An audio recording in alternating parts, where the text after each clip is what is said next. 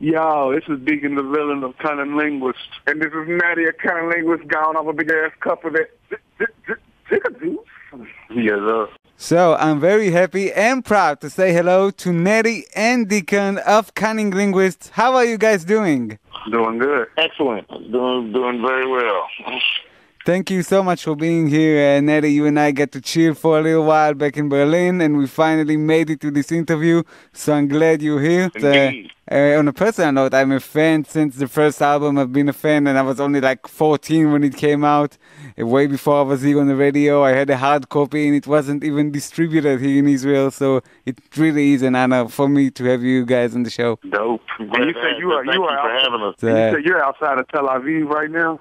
Yeah, I'm in Herzliya, which is pretty close to Tel Aviv. But let's talk some hip-hop and let's talk about you guys. So Deacon and Natti are here, and we got one member of the group missing. And I will have to catch up with him in the future. But for the moment, can I give you guys the honors of filling in the blanks for our listeners? For sure. Be happy to fill in whatever blanks are available. So who's missing? Who's not with us today? Yeah,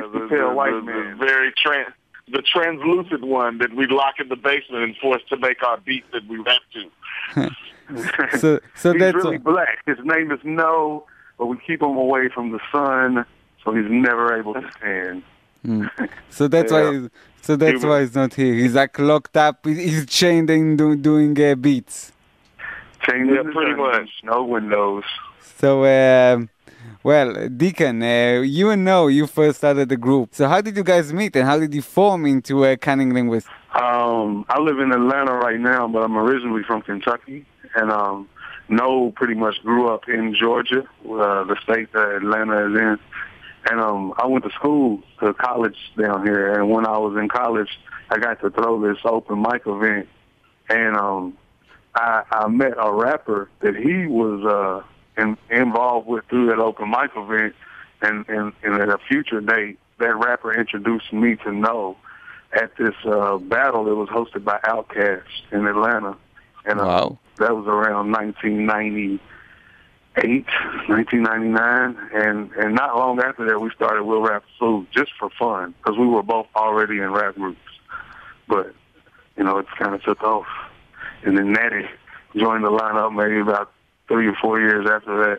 We'll of course talk about that part of the career, but I gotta talk about the We'll Rap for Food album. Can you remember something from the work process of creating this album? Yeah, man. At the time, when we made We'll Rap for Food, I had just dropped out of college to kind of do CunninLynguists, and I had moved back to Kentucky. And No still lived in Atlanta, and he would make trips up to Kentucky to my apartment, and we would make a booth out of the closet in my bedroom. I lived with my girlfriend at the time, and we recorded the album. You know what I'm saying? And Natti knows in Cardinal Valley in Lexington, in a little apartment off of Sales Road. I mean, we was broke. We didn't know what we was doing. We was just being experimental, just making something that wasn't like what we were doing in the rap groups we were already a part of.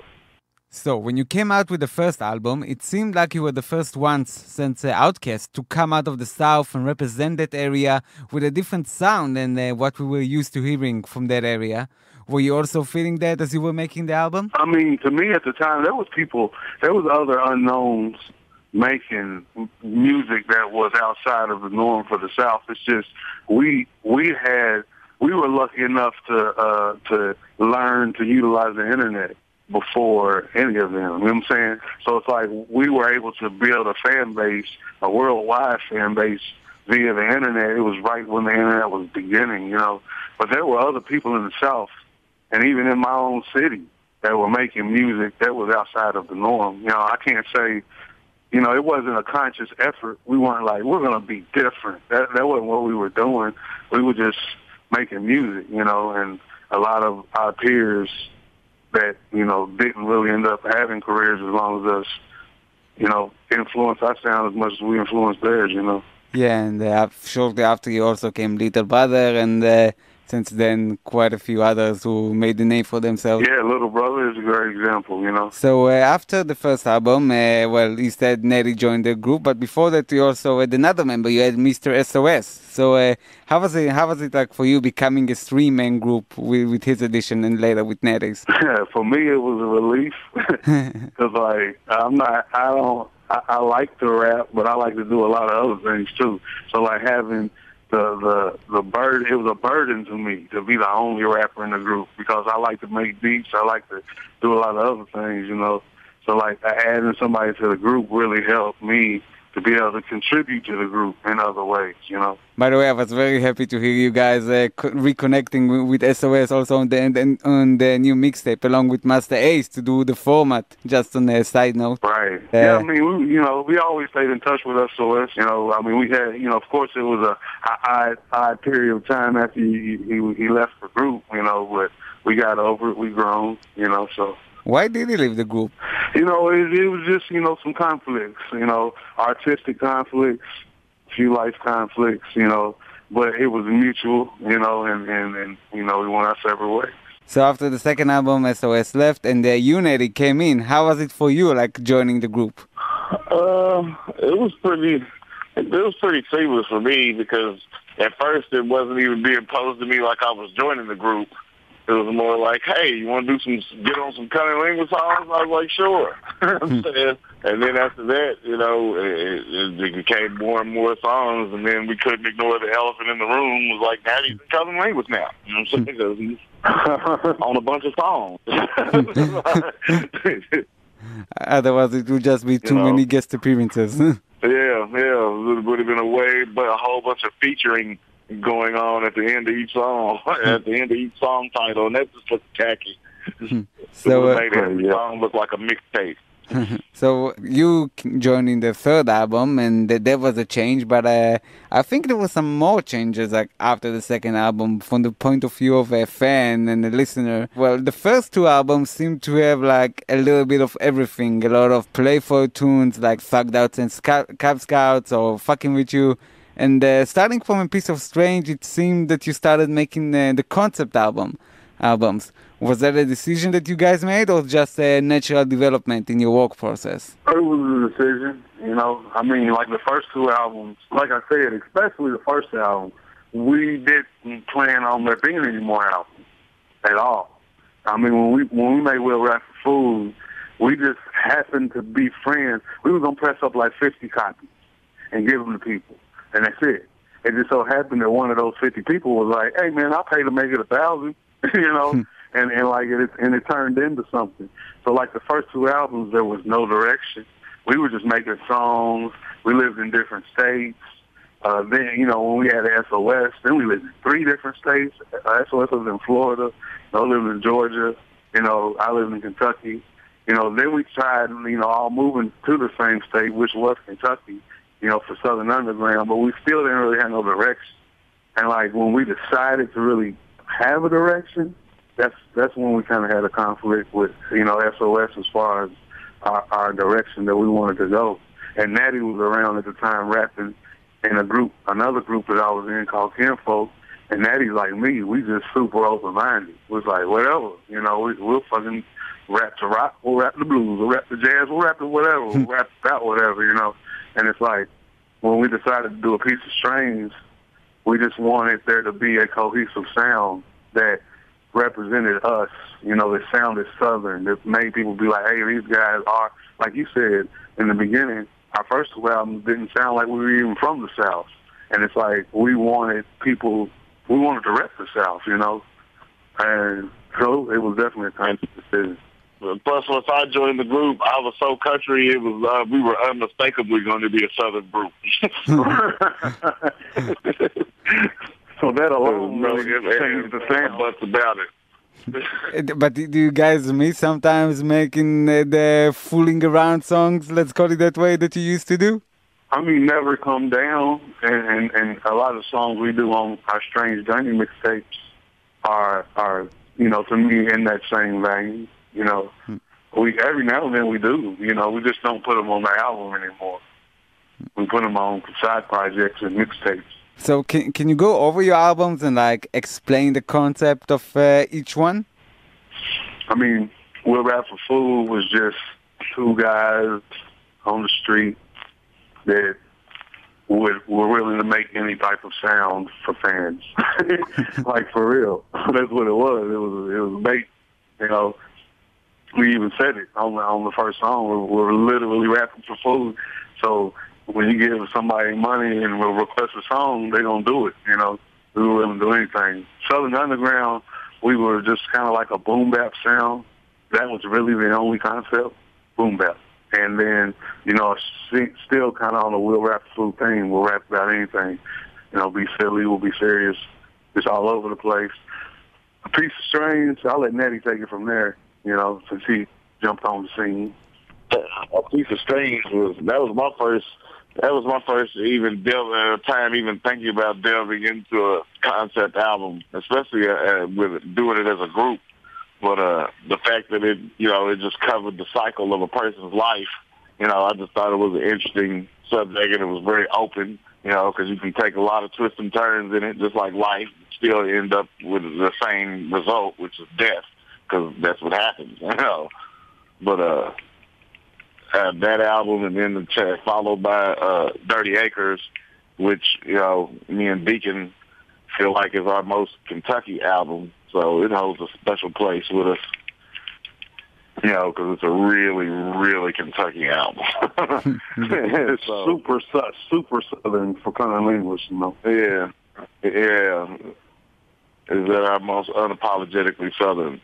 So, and it's probably our most overall socio-political album. You know, we talk about America, its history, its roots, its corruption, it's you know, just everything that makes America hated by the world, but at the same time, we try to inject solutions, you know, in different perspectives and ways we can grow from there on Dirty Acres. So the both of you hail from Kentucky, and I must admit I've never been there, but I got to ask you really, how big is hip hop over there? It's pretty big. You know, Kentucky, it's pretty big for where it is, because actually I think Kentucky has more rappers per capita for their population than New York.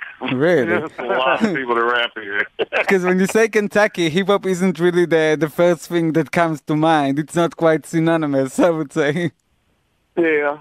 But then again, you got to look at all the music that's being done in Kentucky does not fit into the criteria that some create for it to be hip-hop. Some of it's just rap, you know.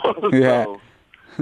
And how much of Kentucky really is like reflected in your raps and your personalities too? Oh, 1,000%. I mean, like, all the time I tell people, you know, people have a hard time telling me and Natti apart on the records. You know, we both have deep voices, we both have southern draws. But the problem is we both have the exact same type of draw. We both have the exact intonations.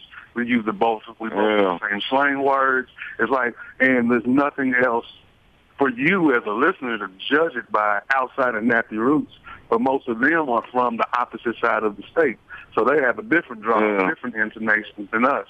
So people haven't learned how people from Kentucky sound, especially rappers.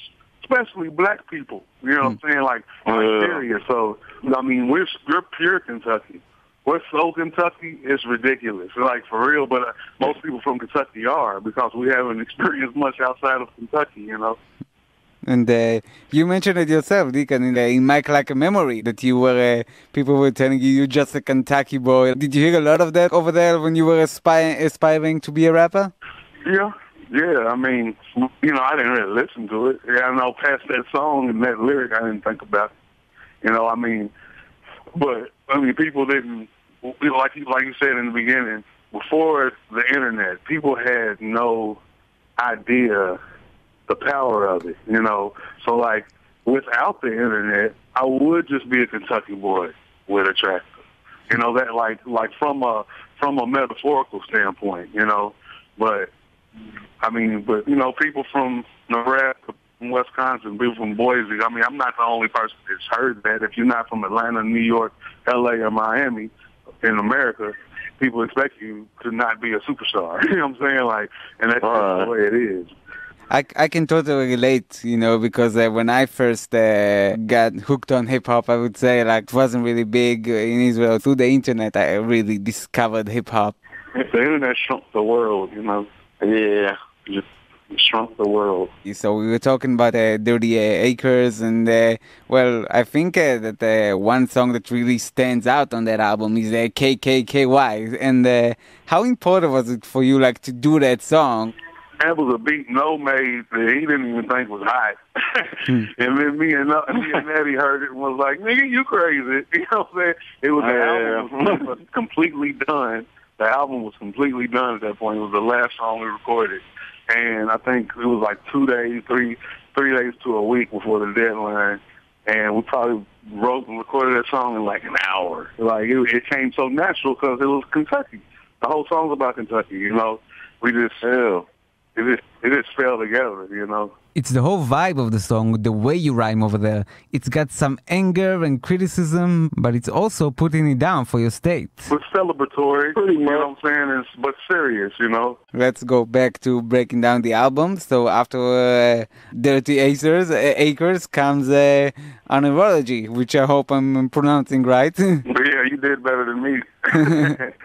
So what like one yearology. Along the way, we kind of been educated.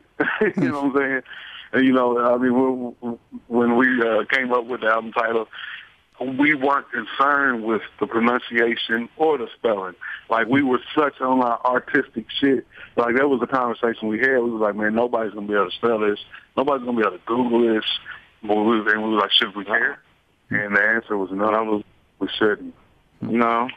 Because we already had a name that you could say the exact same thing about. Yeah. So That's exactly different. So let's go all in. You know what I'm saying? Like, we went all in. So yeah, you got past the name of the group, and then you had to face the name of the album. And then we got songs on there with titles like Freak Dormitum. You know what I'm saying? It even gets deeper, Like, but the concept of the record, if you want us to say, is basically it's the scientific study of dreams. And just the reason we dream and what it does for our psyche and how it helps us make sense out of life and problems we're going through. And it's just all about dreams and sleep, the nightmares, good dreams, bad dreams. It's like the whole gamut. Pretty much. So, and how do you come up with these concepts? And once you do, what happens? Like, do you think about it and makes beats that are like tailor-made for the concept, or do the beats come before that? How do you do it? We kind of, decide a direction, an overall direction, and then it kind of gets fleshed out as makes the beats. Because when we have an overall direction, can start cooking. And then as he, by the time he's on his third or fourth beat, he already knows. He'll come back to us like with a more chiseled, a well-defined direction, than the general idea that we began with. And then once we start writing, it gets chiseled even further, like we'll go even deeper, from a rapper perspective. And it's just kind of like a back and forth between rapper producer, until we have a finished product. Now, here's a question I would have asked No had he been here, but maybe you could also answer it. Because one thing that I noticed is that No doesn't pick up the mic to rap as much as he did on the first two albums. Does he just prefer to focus on productions, or is there another reason for that? Man, No's just a self-conscious rapper. He don't like his voice. He don't like his delivery. You know what I'm saying? As much as we can tell it's just hot, you know what I'm saying? Like, it don't matter. He still like, nah, my voice beside Natti's is such a striking difference or whatever. He's such a producer that he won't allow his own voice to be an instrument. You know what I'm saying? Except he started singing. He sings more. Yeah. We got that out of him at least. Yeah, we got that out of him. And he's always been able to sing. Since We'll Rap for Food, I'm like, you should sing. Fans don't want to hear that. Backpackers don't want to hear singing. And I'm like, man, fuck them. You know what I'm saying? That's my mentality. So let's talk about your Strange Journey series. You released the third volume, and we'll get into that. But what's the concept of that series, if there is any? Yeah, the whole entire series is based around touring because we're a group that tours a lot, but not heavily, but, we fully bask in our tour experience because after we get off stage, we go talk to our fans, we sign stuff, we get to know people.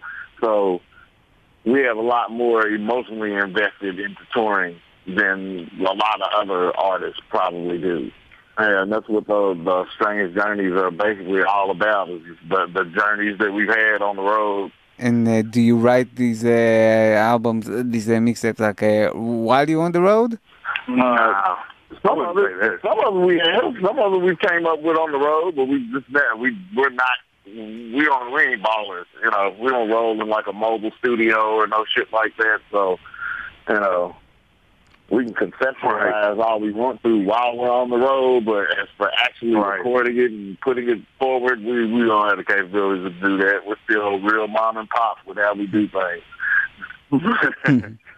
I meant like more like writing the lyrics, of course, but because I bet there's a lot of inspiration, like seeing different views all the time and getting to know different people. That's almost like trying to be in the middle of a NFL season and trying to come up with new plays for your playbook. We have so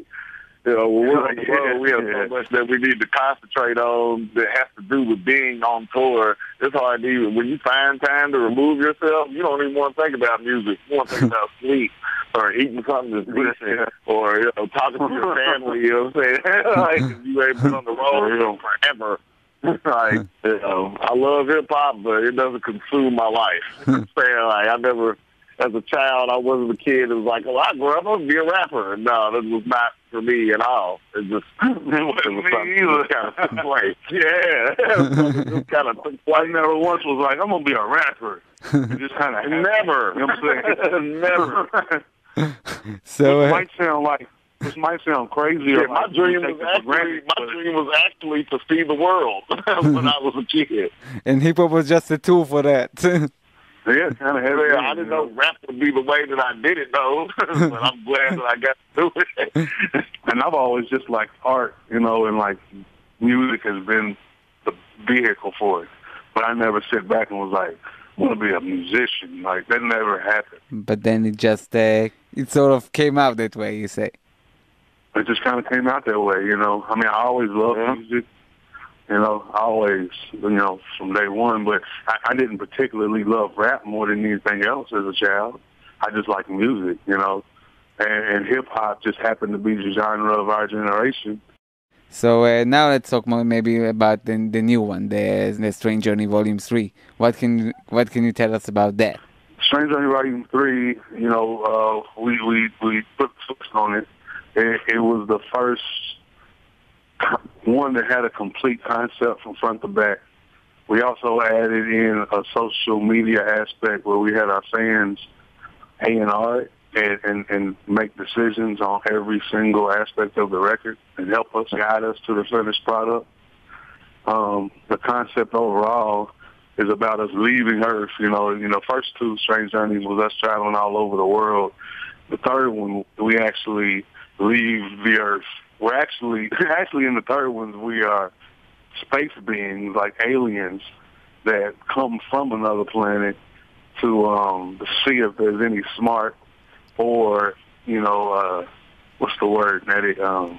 Gentle, intelligent, smart, life. caring, loving, intelligent, positive, loving life on Earth.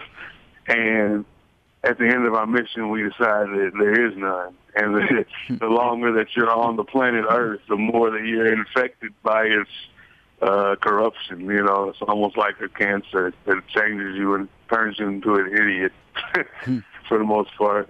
But that's the concept of Strange Journey Volume 3. And J-Live, for example, on his verse on the mixtape, like he really... he nailed it. He knocked it out the park. Like, for real. He completely nailed the concept.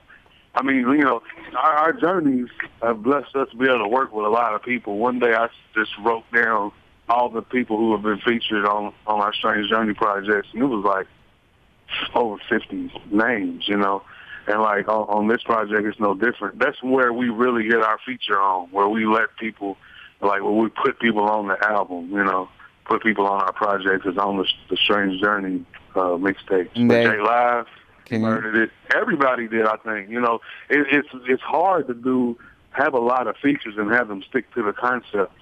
But like the people on Strange Journey Volume 3 really stuck to the concept of the song that they were on, you know.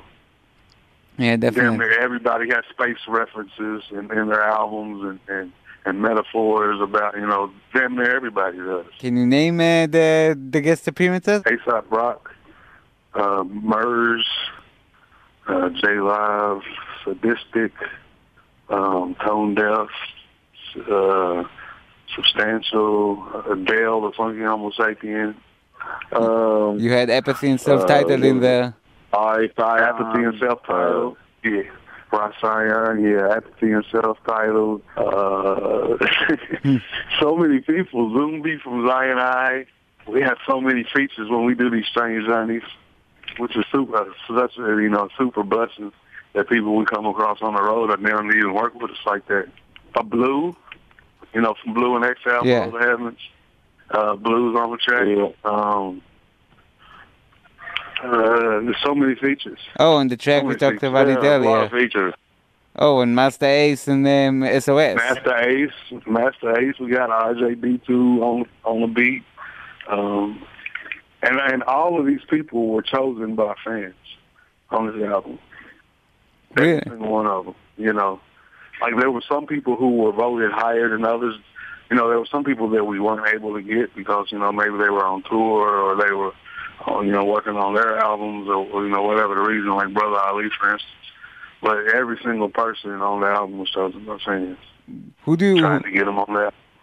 And who do you guys want to collab with in the future, like, that you haven't had the chance to so far on your past projects? I'd love to do a song with Little Dragon. Or mainly You Kimmy, the lead singer. It'd be dope to do a song with, like, to bring back an 80s sort of singer, like Blondie or fucking Phil Collins or fucking Toto. Something like it'd be dope to bring back, like, it'd be dope to do a song. It would, though. It'd be dope, you know what I'm saying, Hall & Oates or somebody like that. Like, it'd be dope to do a song with somebody like that, get them on the hook and the bridge. That's really. You know, we've been on our 80s shit for like 4 years now. We just listen to so much 80s music. It's just crazy. I know Natti and Noah would definitely go for it. We wouldn't even have to talk about it. You know what I'm saying? I'd be like, yo, Hall & Oates, I just bumped into them. I can get a hook from them for $5,000. I wouldn't even have to call them. Probably not. Maybe the next concept album will be an 80s album. That'd be funny. It'd be funny. And this one has got to be a 90s album because I feel like the 80s have already been bled dry. The 80s been milked like a motherfucker, man. We've been like vampires. Like, we've been listening to the 80s and we ain't been making the 80s music. Yeah, I'm kidding. Yeah. I'm more of a 90s fan myself. Yeah, me too. Speaking of collaborators, though, a frequent collaborator of you is Tone Deaf, and you're all a part of the label Q&5. What can you tell us about that special label and its unique roster? Tone Deaf just left my house 2 days ago. Really? Yeah, he was down here. I helped him shoot a video. Back to New York. Yeah, he got it back to New York. He needed a camera. He needed a second cameraman. He needed somebody to point the camera at him for his song, for a video that he was working on. You know, the Tone does it all. He edits, fucking produces, web design. He does, you know, you talking about Q&5, it's really Tone Deaf. I mean, he does it all. And, you know, and our contributions are ones he asked for along the way. Be like, hey, Dick, I need you to do this. Natti, I need you to do this. You know, he kind of delegates the duty, but he's really a one-man band. I mean, Tone can do everything. But Q&5, it's been home to you for a long time. Is the family still intact? Do you still do things together all the time? I mean, Q&5 is the same as it always was, but the roster has always been a revolving door of people. You know, I mean, the only constants, I think, are CunninLynguists, Tone Deaf, Pac FM, and kind of Substantial. Substantial kind of came with us, I guess. But, you know, there's been a lot of other artists that have been a part of Q&5 history that aren't necessarily here today. You know, today is Kokai, CunninLynguists, Q&5. Pack the Fam Substantial. All the people who were part of the extended fam. Yeah, I mean, yeah, Extended Fam, which even Extended Fam would even still bring back Session just for Extended Fam, you know. He's not necessarily Cuban Vibe, but, you know, he's honorary. You know, Mr. Mecca used to be a part of Cuban 5. Mr. S.O.S.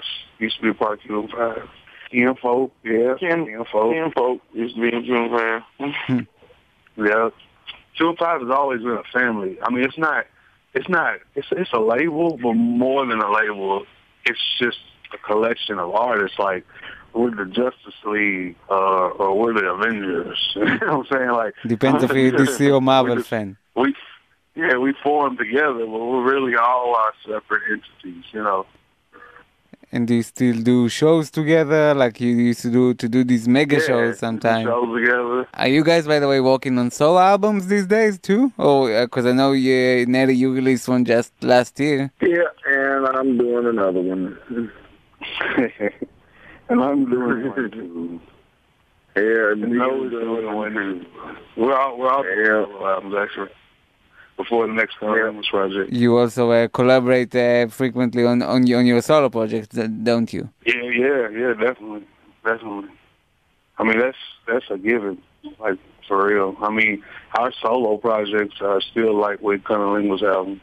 You just get a unique perspective, you know, because like Natty's album is way more marketable of a sound than CunninLynguists albums, but like we'll show you a flash of what is on Natty's album with a song like Enemies with Benefits on the CunninLynguists album. Like, that's a flash of what an entire Natti project might sound like. You know what I'm saying? Like, well, we always, you know, have our hands in each other's projects. Definitely. Or each other's ears and voices and whatever else. Yeah, for the phone books.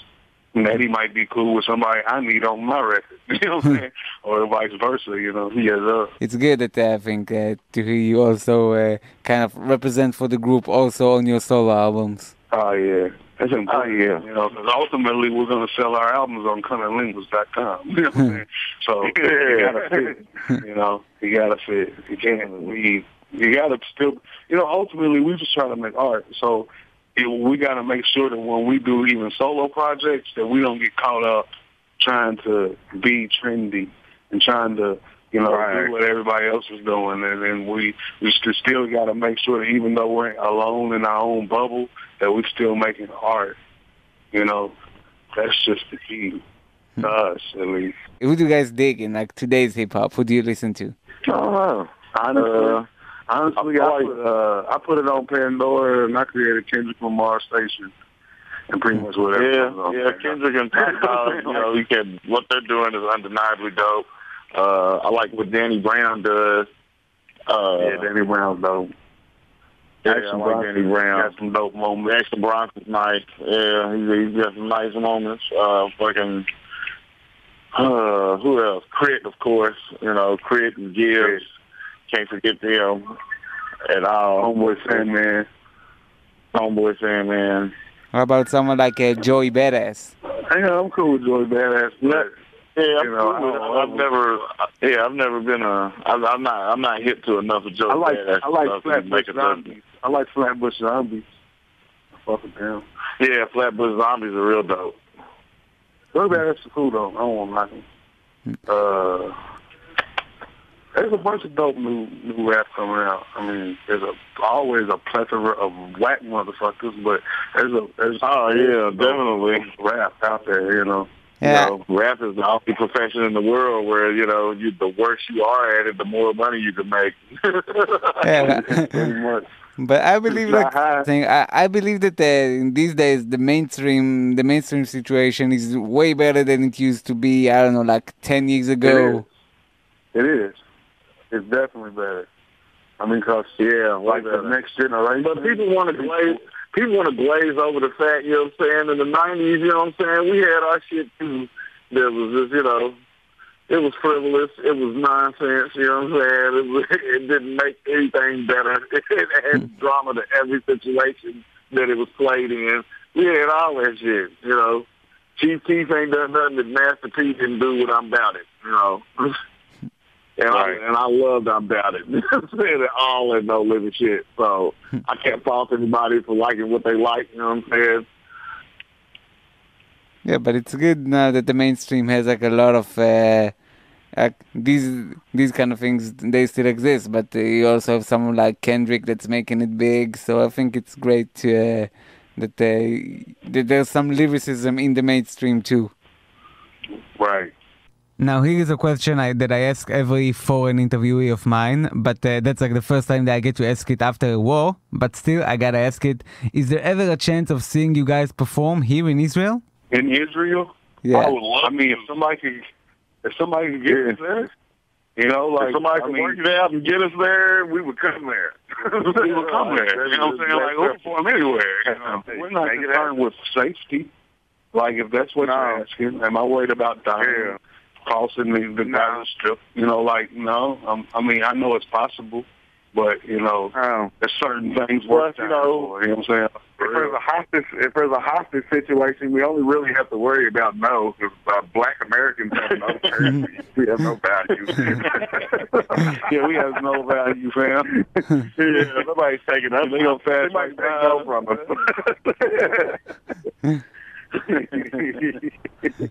But nah, yeah, we would come. We would love to. Well, I'd love to come to Israel.